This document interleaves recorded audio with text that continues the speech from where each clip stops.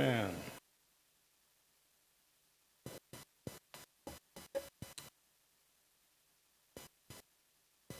What is money? What is it? I think this has become a live question anymore, especially as we enter into this era of cryptocurrency. Is there anybody here who feels confident that they completely understand what cryptocurrency is? I'm scanning the audience and I don't see any nods. Yes. You do? What is it? It's a fraud. Well, yeah, the word crypto, the part of the word crypto means hidden, right? So obscured, so hello, obscured, hidden money. What's that? Imaginary, exactly. But what cryptocurrency forces us to recognize is that all money is crypto money, right? What is a dollar, after all? What is a dollar? Where do we even get the word? Well, I looked it up. There's a place in Germany called Joachimsthal where silver coins were minted. Tal in Joachimsthal means valley or vale, Tal, vale. So the Thaler was the coin that was minted in Joachimsthal, and that got wide circulation, and similar coins were minted elsewhere that are about the same size and value, silver. And that's where we got the word dollar, right? Dollar. And in those days, the value of the dollar, corresponded at least somewhat to the value of the silver that it was minted from, right? And then when paper money started circulating, the paper was denoted to be exchangeable for a certain amount of valuable, precious metals, silver or gold. Only much later did the value of the paper dollar get separated from the precious metals that backed it, or that it was made out of originally. So today, the value of a dollar is based on an open market of currencies around the world in which the dollar is backed not by silver or gold so much, but by the faith and credit of the United States government, which issues it. It's just a weird thing to think about the fact that the money in my wallet, I do keep cash, I know that's so old school, but this money here is owned by the government. I get to hold it and use it, but the actual piece of paper is the property of the United States government. Weird, huh? So it's backed by the government, and people's trust in it is based on their trust in the government of the United States. That the government, when it issues debt in dollar terms, that it will pay that debt in dollars. It will pay interest on that debt. And because we have the biggest economy in the world, and because our government is considered the most stable on earth, or at least it was, the dollar has become the primary currency of choice for the entire planet. But ultimately, finally, the dollar is only worth what people think it's worth, right? It's a head trip. And now we have a president who's spectacularly erratic and inept and in managing the economy. And so, and then we have a Congress that just increased the debt of this country by a gigantic amount. And then you have the tariff policies that add to that uncertainty. And people are starting to question whether the dollar is really where it's at. Whether they should trust the value of the dollar, the American dollar. beginning to question the stability and the backing of our currency. Yeah, that's the situation we're in now. So more than ever, we're asking ourselves, what is money, right? What is it? Then, of course, cryptocurrency, at least until very recently, had the backing of nothing. Not gold, not silver, not government, just whatever you think it's worth. You pay in some other currency, dollars or otherwise, to buy it. Created by private enterprises, right? Private people, including the President of the United States. And what's happening now is that the government, under him, has decided to create a cryptocurrency reserve, right? And the problem with this is that the government is going to start amassing and maybe even buying cryptocurrencies, which then makes the government deciding winners and losers in the crypto industry, and that represents an enormous risk of corruption of the worst kind. So you get down to it, ultimately, money is the quantification of faith, of trust. And there's something religious about that, right? Trust and faith. On the back of our money, the cash money at least that we used to use back in the old days, it says, "In God we trust." Now there are a bunch of reasons why that's there. A lot of it had to do with anti-communism back in the day. The statement against communist atheists. But it also implies that not only does the government back our money, but that God backs our money, which just isn't true. You know, God does not back up the value of our currency. Just doesn't. I don't care what your theology is, whether you believe in supernatural divinity or not, God, whether supernatural or natural or otherwise, does not back up the currency of any country's money.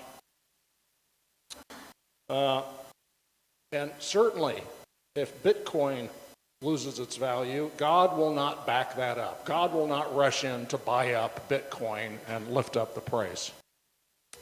Will God do that, Andy? I don't think so.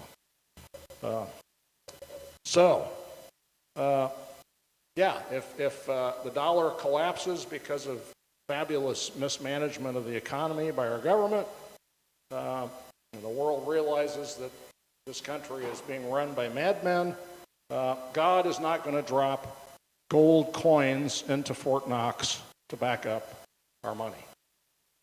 You know, if we're really honest, what we should have on the back of our money is just this statement. It should just say, just trust that this piece of paper is worth something. That's what, if we were honest, that's what it should say.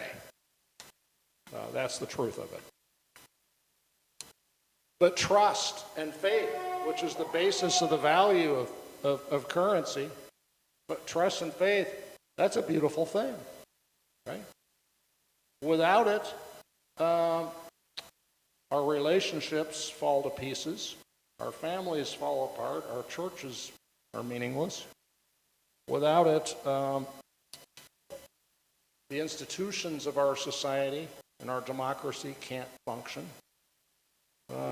Without it, we can't thrive in our economy and create wealth and enjoy physical security as a result.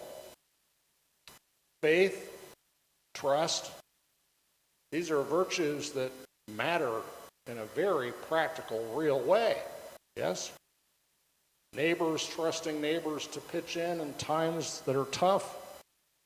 Us pitching in to support each other, trusting that we'll be there for each other when we need each other in down-to-earth ways.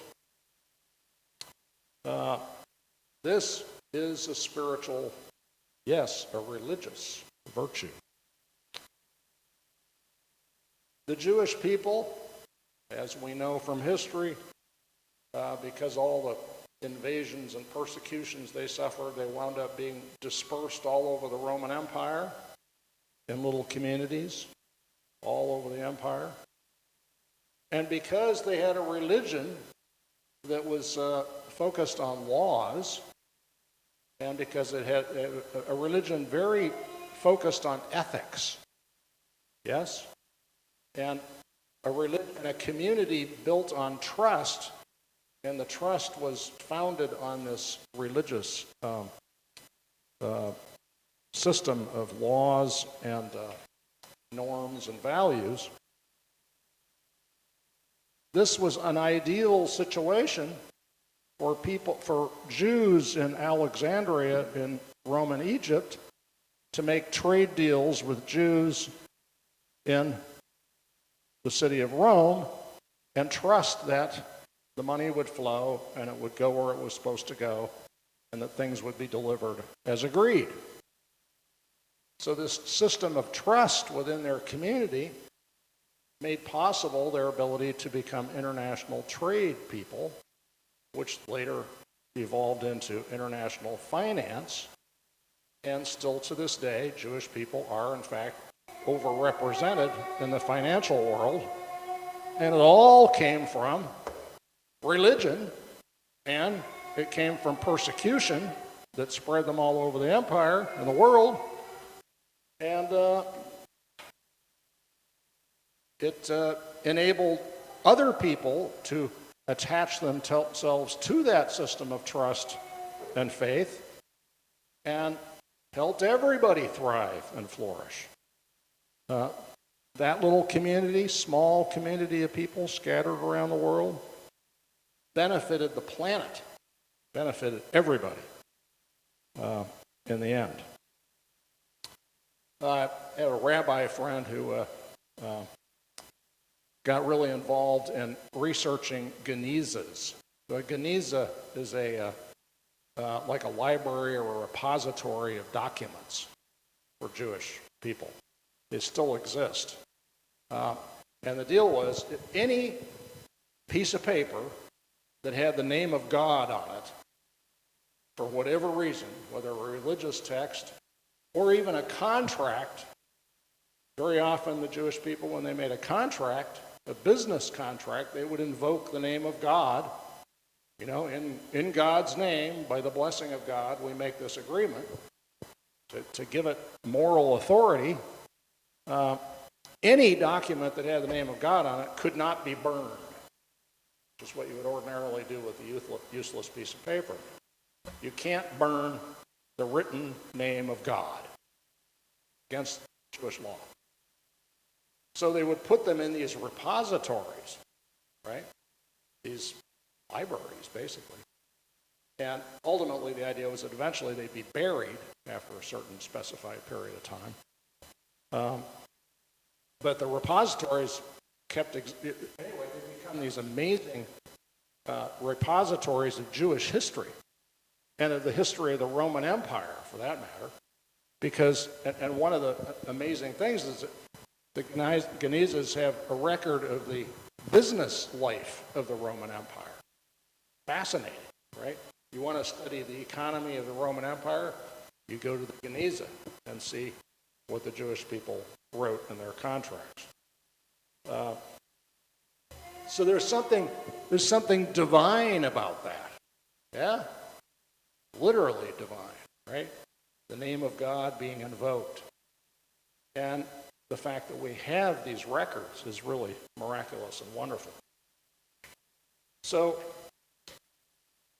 the global financial system, precarious, yes, delicate, it's backed up by little, but other than habits of mind, right?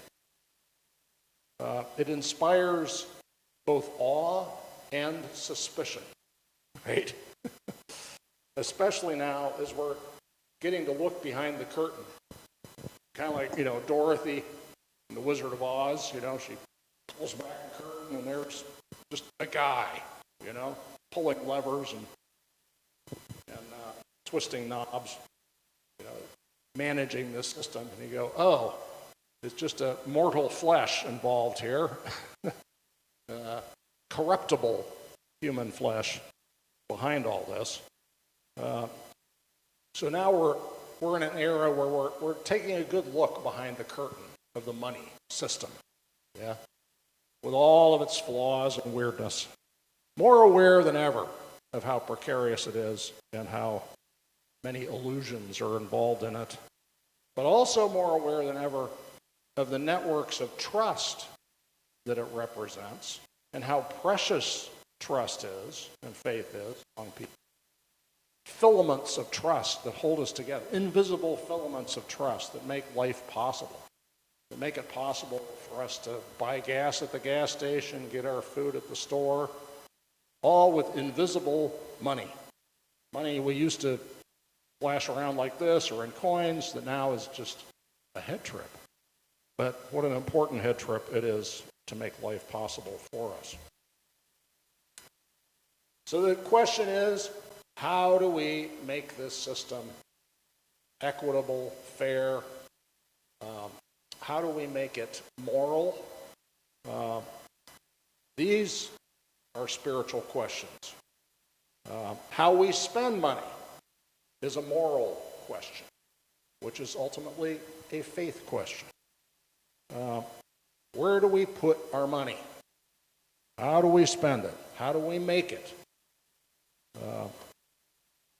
How does love move us to gain and distribute this evanescent thing called money, both as individuals and as communities and even nations? Now, there are some folks who worship money. There's no other word for it. Whole worlds of wealthy people who apparently just want to collect money. You know, how many yachts can you sail in at a time? You know, how much money is going to do you any good, really? There's a limit to that. There really is.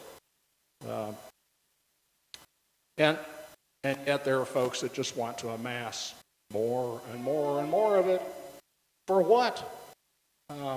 And that amassing of wealth, just for the sake of amassing wealth, not for the sake of using it for the wider good or even for their personal good,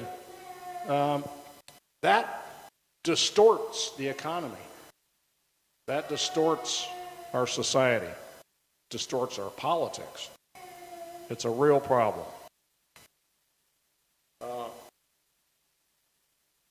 And how do we change that? How do we change that system? How do we discourage the worship of money and the amassing of it for its own sake?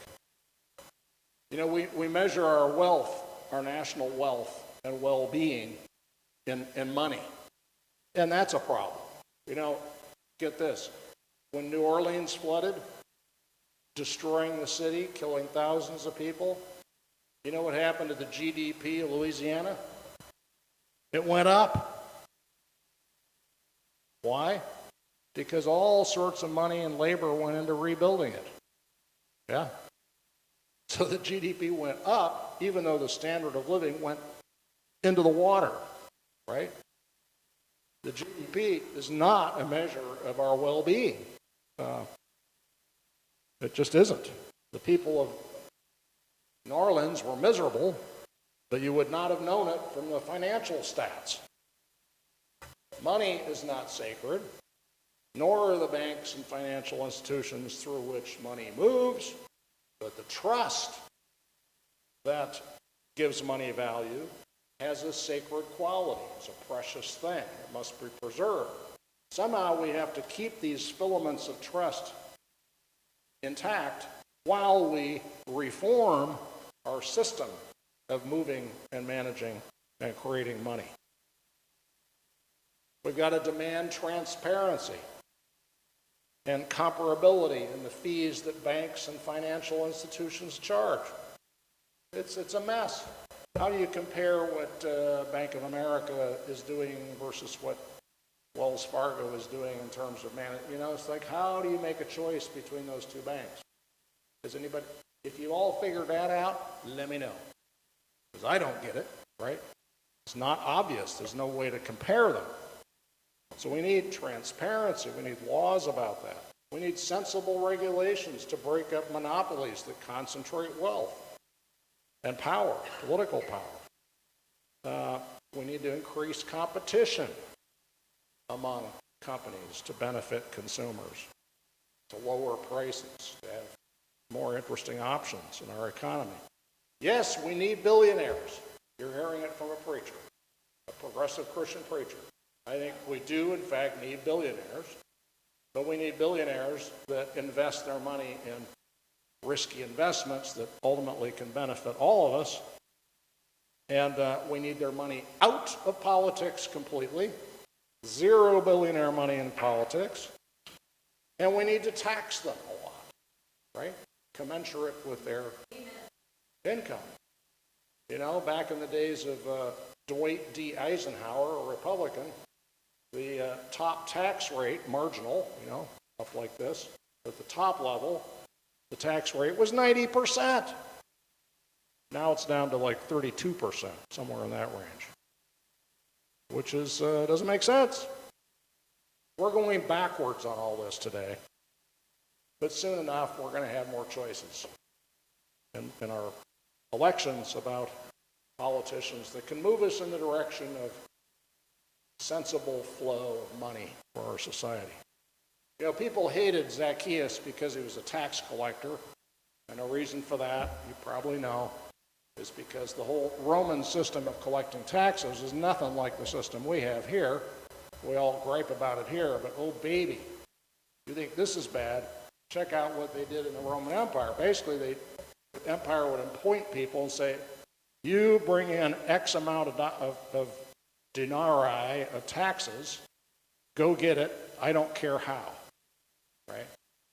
And the tax collectors basically would extort, squeeze, harass, threaten at sword point people and give them the money that then they would pay the taxes, and then the leftover money, the money that was above and beyond what the empire required of them, they kept. So it was basically thievery, you know, it was legal thievery. So it's no wonder people hated tax collectors. So my advice is do not hate the county assessor of the county of Ventura, because the county assessor is not Zacchaeus, all right? It's a different system. And the other thing is, of course, the tax collectors would set people against each other, right? Like, oh, you know somebody down the street. How much money do they have? So you're ratting out your neighbor, and your neighbor's ratting out you to figure out who has the money to get to collect taxes from. So the tax system of Rome was tearing apart the filaments of trust among people. Jesus came to restore those filaments of trust and faith between people so that people could thrive again and do well in the economy, right? Now, you know, the story says that the reason Zacchaeus climbed the tree was because he was short. First of all, the thing to remember is, in those days, everybody was short, right? And you've been like the houses in Europe, the old houses, like everybody was about that tall, you know. So if you're that tall, you're cool. You're like a normal person back in the day. I think the reason that he climbed the tree so that he could avoid people trying to claw at him and attack him, you know. He was so unpopular. So Jesus invited himself to Zacchaeus' house. By the way, that is such a Jesus thing to do, to invite himself over to dinner. Do you do this? Does anybody here invite yourself over to other people's house for dinner? What a guy, Jesus. A bold fellow. But he was doing it for a reason, for a cause, right? Again, to rebuild these filaments of trust and faith between people, to counter what Zacchaeus was doing and help him change his act. So, let us do our part to change the system to maintain the threads of trust, to extend those threads, to strengthen them, even as we change the system by which money moves. Let us do our part to do in doing what Jesus aimed to do in our day. Amen.